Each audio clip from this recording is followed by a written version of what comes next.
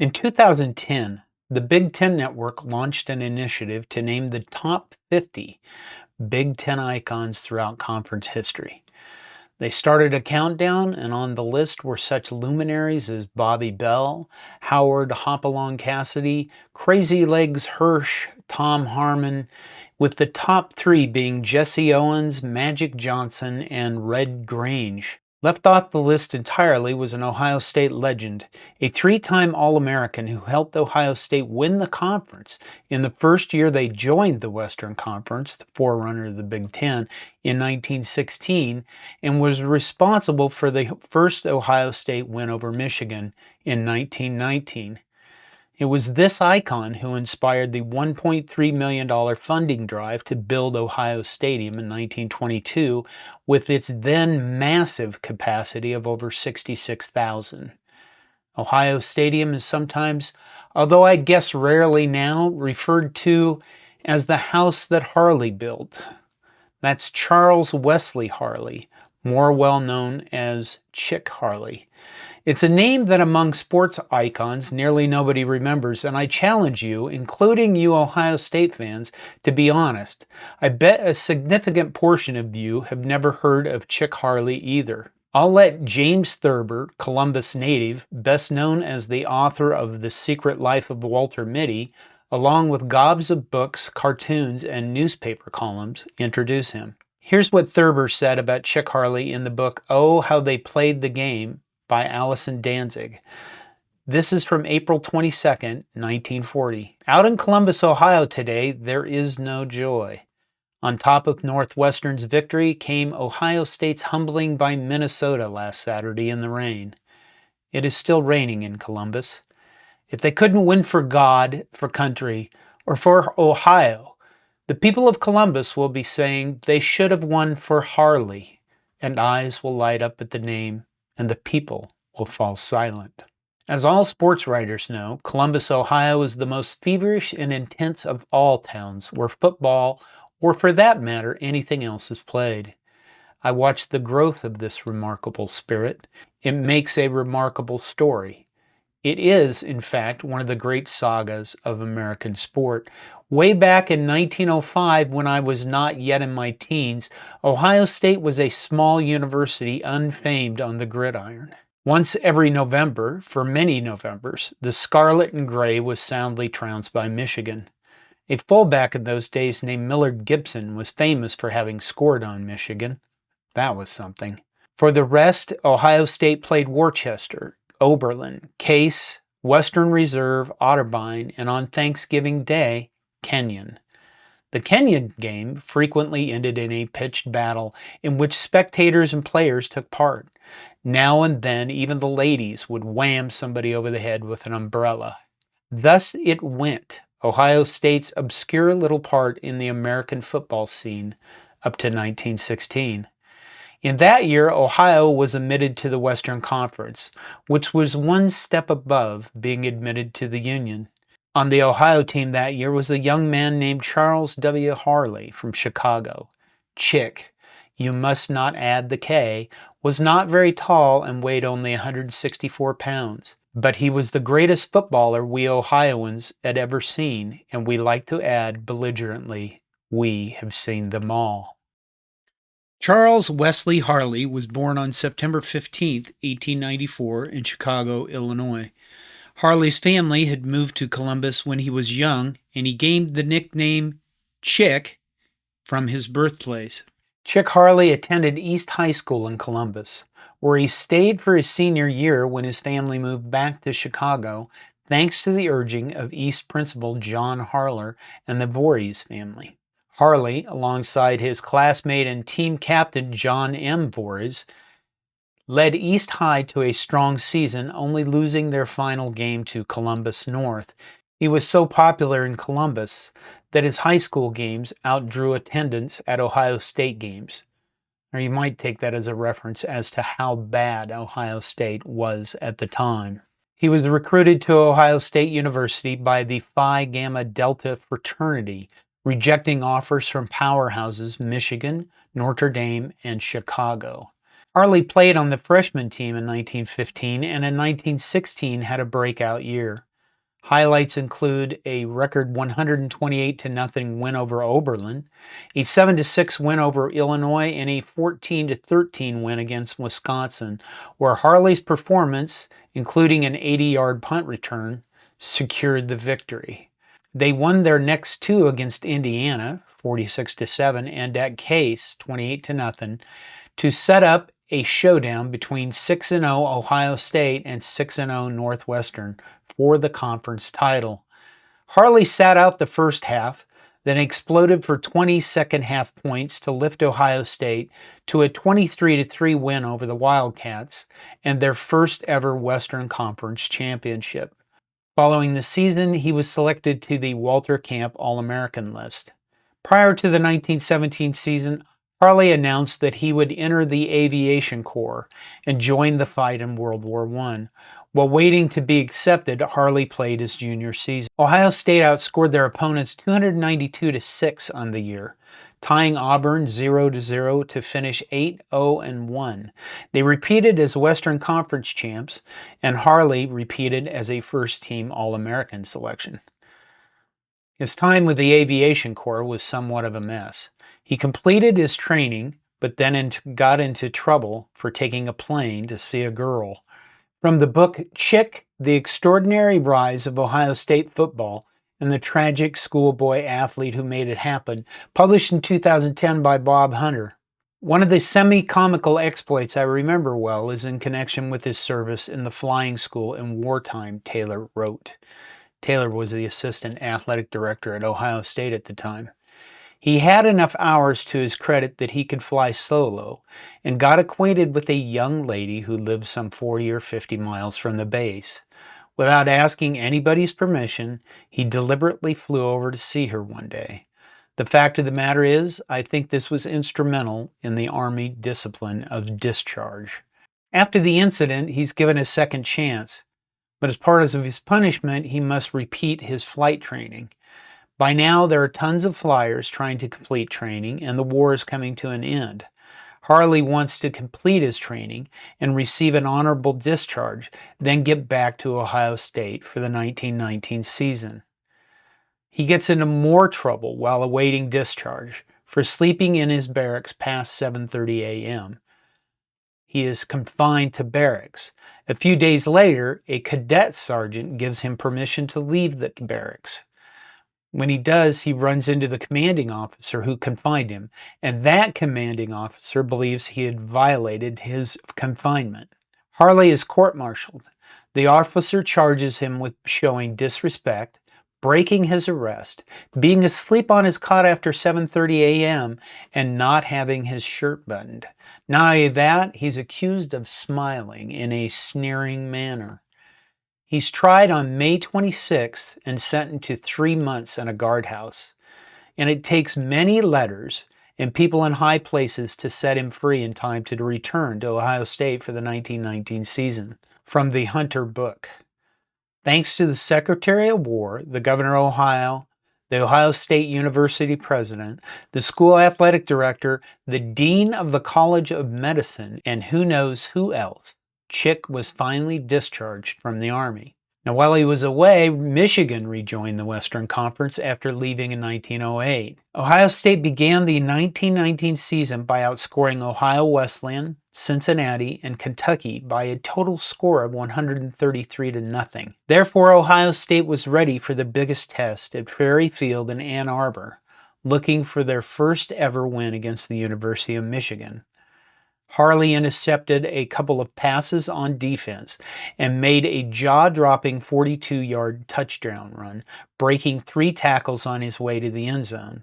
He also averaged 42 yards per punt on 11 punts. In 15 previous meetings since 1897, Ohio State had given up 369 points while scoring only 21 to Michigan.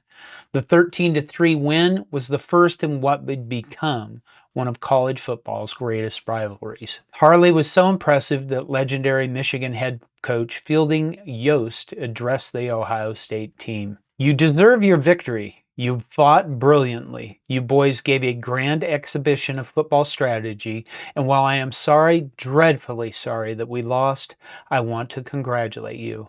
And you, Mr. Harley, I believe, are one of the finest little machines I have ever seen. Ohio State followed up their big win with shutouts over Purdue 20-0 and at Wisconsin 3-0 to face Illinois for the conference title. The 3 points against Wisconsin came when Harley scored on a drop kick that was set up by his own 70-yard punt.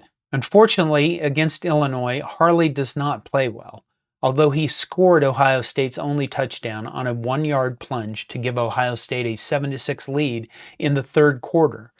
With 8 seconds remaining in the game, Illinois' Bob Fletcher connected successfully on his first ever field goal attempt to shock Ohio State with a 9-7 defeat. It was Harley's only defeat at Ohio State. He was inconsolable. "I can't recall a game when he wasn't personally responsible for a victory," one of his teammates recalled later.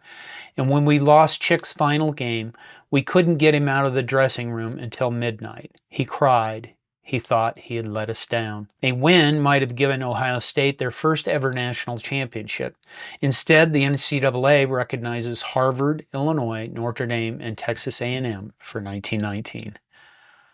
Harley was named for a third time to Walter Camp's first-team All-American list. Harley was responsible for generating a state of euphoria among the Columbus faithful. That euphoria would be used to run a $1.3 million funding campaign to build Ohio Stadium. In 1920, Harley joins the Ohio State coaching staff. He wants to finish school. He was offered professional baseball contracts but turned them down. By coaching for Ohio State, he can earn some money while continuing his studies. He coaches at Ohio State for a year before professional football came calling. George Halas, who had played at Illinois, wanted Harley to join the Decatur Staleys. He takes the job, and along with his brother Bill, they make a deal for part of the profits. To make a long story short, the Decatur Staleys move to Chicago and later become the Chicago Bears. Things go well for Chic early on, but then he's injured with broken ribs, and everything comes apart. He plays poorly if he plays at all, and his business partners resent him, as do his teammates. They're playing hard, getting beat up, and he's making more money than they are. Everything up to this point in his life has Harley on a path to become legend. Unfortunately, it's around this time that Harley's life begins to go off the rails. From Hunter. Harley's anxiety grew. He became moody and withdrawn. His ribs were still bothering him. He was a substitute for the first time in his life, and he didn't know how to handle it. He began to complain to family members that his teammates were against him, which some undoubtedly were. Many of the players didn't like him, probably for good reason. As the tragic story unfolds, the image of an increasingly despondent Chic begins to fuse with one of a desperate, chain-smoking Chic in the Army guardhouse in 1918. It begins to merge with that of the sobbing, emotional Chic who wouldn't leave the athletic house until midnight after the 1919 Illinois defeat. Chic had always been sensitive and impulsive, but now his behavior seemed to go beyond that. He was having trouble holding himself together. Something was wrong. The deal with the Decatur Staleys and Chicago Bears falls apart. Harley's life becomes a mix of time in his sanitariums and shuffling between his family's and friends' homes. He is diagnosed by several doctors as having dementia praecox, which later becomes known as a form of schizophrenia. From Hunter. There was no going back. For whatever reason, Chic Harley had started down a narrow road where U-turns weren't possible. A tapered path where the grade was gradual, but always sloping down. Sanity lay somewhere behind him. It often seemed closer than it was, but the image was a mirage. He seemed to be normal, and then he wasn't. He seemed to be improving, and then he wasn't. He seemed to be the old Chic, and then he wasn't. The unpleasant surprises, the unprovoked outbursts, were a jolt to those around him, and there seemed no certain way to keep them under control. Dementia praecox is a chronic psychotic disorder characterized by a rapid disintegration of the thought process, usually beginning in the late teens or early adulthood. This disorder is primarily cognitive. It generally affects attention, memory, and goal-directed behavior more than it does a sufferer's moods. But the diagnosis during the early part of the 20th century all seemed certain about one thing. It was a progressively degenerating disease from which no one recovered. At one point, Ohio State hires him as an assistant coach so they can help pay for his medical treatment. The Columbus newspapers had kept Chick's mental difficulties private. His friends and family knew of his travails, and in places such as Hannock's and Marzetti's, his fits of temper were recounted in hushed tones.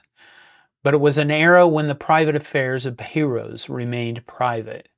Babe Ruth's off-the-field adventures would be the stuff of best-selling books only later. At the time, the intimate details of a wanton personal life were known only to close friends and reporters. So it was with the mental health problems of Ohio State's greatest football hero. University officials quietly went about the business of raising money for his medical treatment, paying him as an assistant football coach when they knew he couldn't serve, contacting local businessmen for donations that would keep the Harley Fund solvent, and doing everything in their power to ensure that his problems wouldn't become news. In 1938, his family takes him to the Veterans Administration Hospital in Danville, Illinois. It's here he will live for the rest of his life. His commitment was voluntary, so he's free to leave and visit family whenever he likes. At times, he's well enough to make an appearance here or there. He plays in some exhibition games. In 1948, he returns for the Michigan-Ohio State game, where he's honored with a parade with 75,000 people in attendance. And perhaps for the only time in history, the Ohio State band modifies their traditional Ohio script to spell out Chick. In 1951, he's chosen as part of the College Football Hall of Fame's inaugural class with around 30 other players. In 1952, he's back in Columbus being honored for his induction. Now let's go back to the beginning. Red Grange finished as the #1 Big Ten icon, and in 2008 was named the best football player of all time by ESPN. Chic Harley was completely forgotten. It's not shocking to understand why. Just after college, Grange joined the Chicago Bears, then went on a barnstorming tour across the nation to raise attention for the NFL. He went on to play several more years of professional football. Grange built himself into a legend. Harley, on the other hand, had his life taken over by mental illness just at the point that he should have been doing his own barnstorming and his own interviews and creating his own legend. Look at this face. Look at that smile. That's the face and smile of a young man who should have become legend, along with Red Grange and Jim Thorpe, Niall Kinnick, Bronco Nagurski, and Tom Harmon, among others, but was robbed of remembrance because of a very cruel fate. Harley died of pneumonia on April 21st, 1974 at the age of 78. His pallbearers were the 5 Ohio State football captains at the time: Archie Griffin, Arnie Jones, Steve Myers, Neil Colsey, Pete Kuzak, and tackle Kurt Schumacher. Chick's final resting place is located at Union Cemetery along the Olentangy River, about 2 miles north of Ohio State University campus. Have you heard of Chic Harley before this video? If you're interested in knowing more about his complex life and story, be sure to check out the book I used as a reference. You might also check out The One and Only Chic Harley, America's Great Athlete by Todd C. Wessel. I will link to them in the video description. I'm John Johnston, and this is Hardcore College Football History. Thank you.